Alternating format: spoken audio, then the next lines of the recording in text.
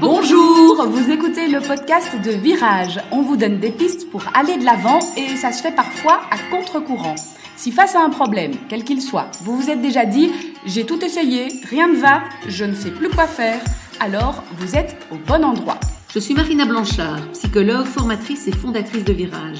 Mon école s'inscrit dans la lignée de celle de Palo Alto, c'est-à-dire de la thérapie brève. Et je suis Peggy Van Lierde, chef d'entreprise, journaliste et coach en développement personnel. Ensemble, nous vous proposons des réflexions pour avancer autrement. On est bientôt à la fin de l'année. Oui. Et donc, ça nous a donné l'idée de parler de ces fameuses bonnes résolutions. Ah, qu'est-ce qu'on en a fait?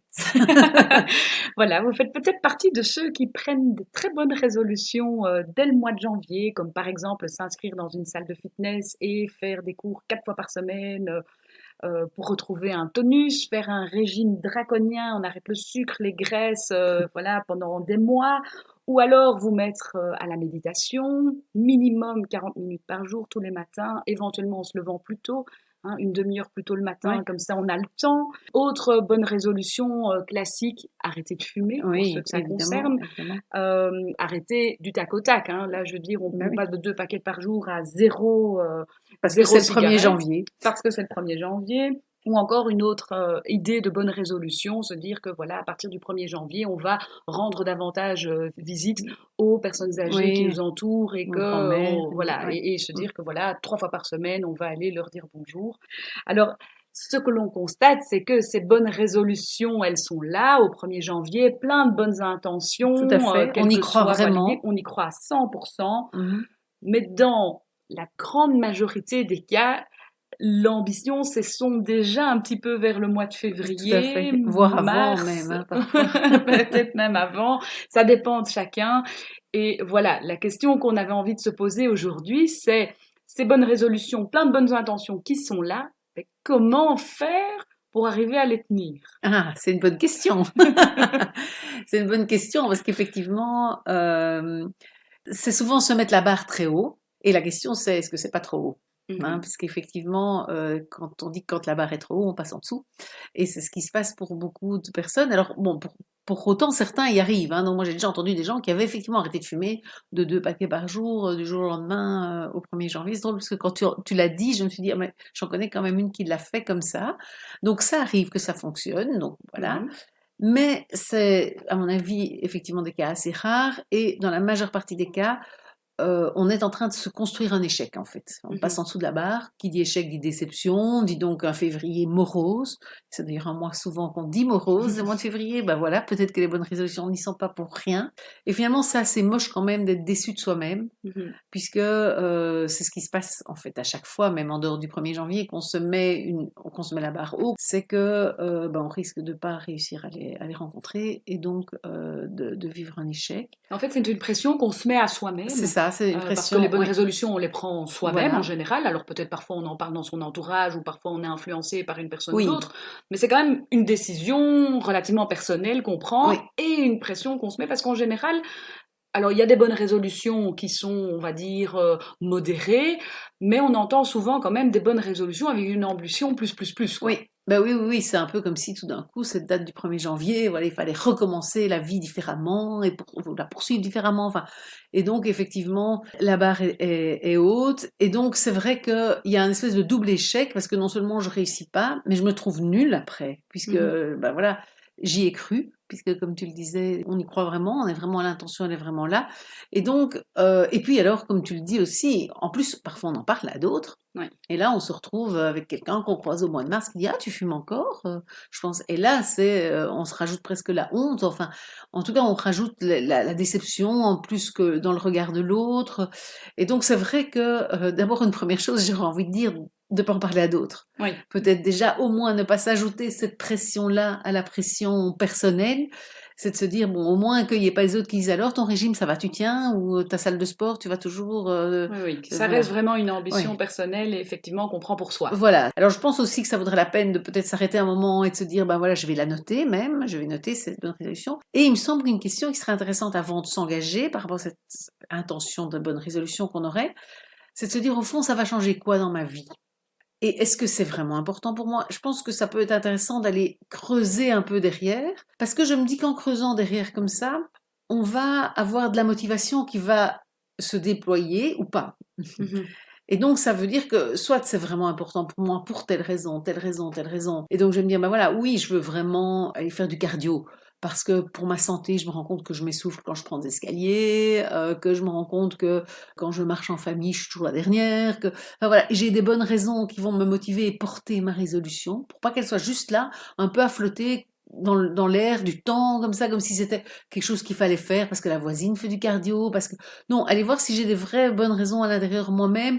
Et donc, à ce moment-là, ben oui, peut-être renforcer la motivation et donc rendre plus solide cette décision. Et puis après, je pense aussi peut-être baisser la barre et se dire, voilà, ok, je me mets au cardio une fois par semaine, par exemple, ou même une fois tous les 15 jours. C'est déjà m'y mettre. Et vraiment peut-être se dire, pourquoi mettre tout de suite la barre très haut et risquer d'échouer?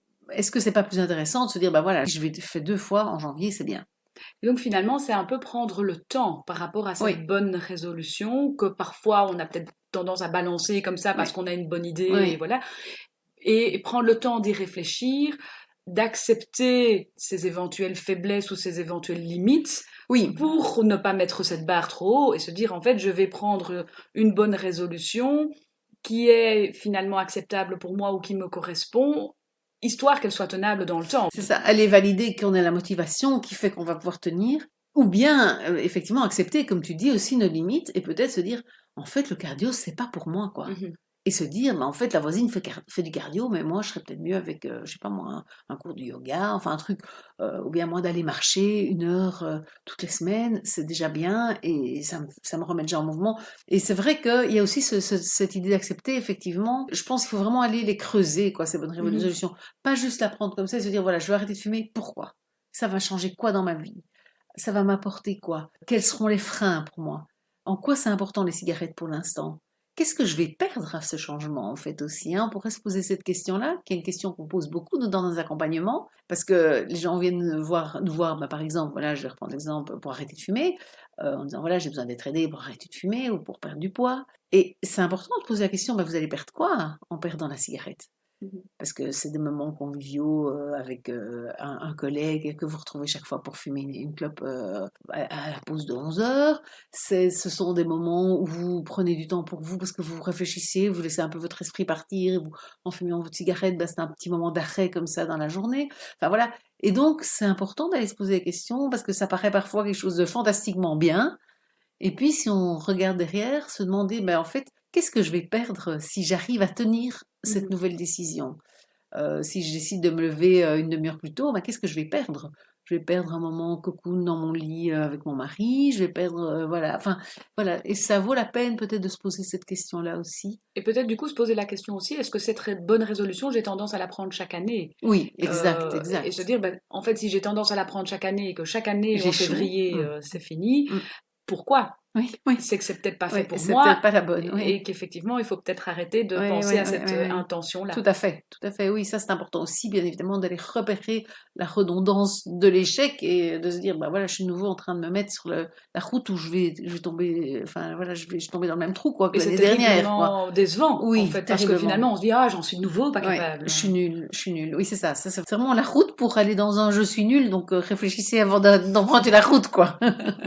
J'ai envie de dire. Est-ce que ça vaut bien la peine de se mettre du cardio sur le dos pour se retrouver nul après Ouais. et se dire, je suis pas à la hauteur de la voisine qui, elle arrive à faire son cardio 3 fois par semaine.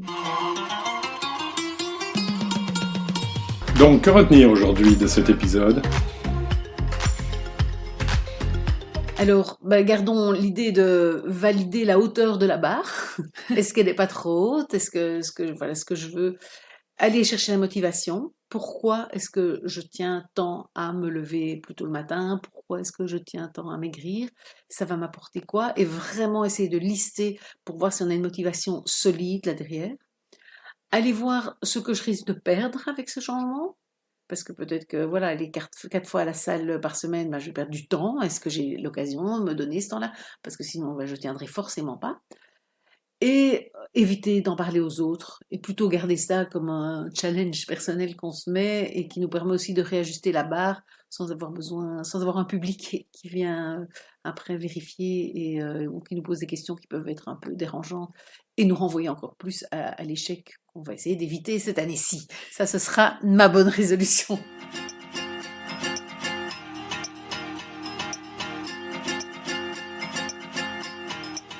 Marina, on a pris une bonne résolution, réfléchie, mesurée, on en a parlé entre nous, mais voilà, c'est de continuer ces épisodes et de se retrouver donc en 2022 pour de nouveaux podcasts. Exact, en gardant le rythme. Et donc voilà, là on s'engage un peu vis-à-vis de vous et donc on va essayer de faire au mieux. En tout cas, on vous souhaite une excellente année 2022 et d'ici là, un très très bon réveillon. Tout à fait, un excellent réveillon. Passez de bonnes fêtes. L'année prochaine. À l'année prochaine.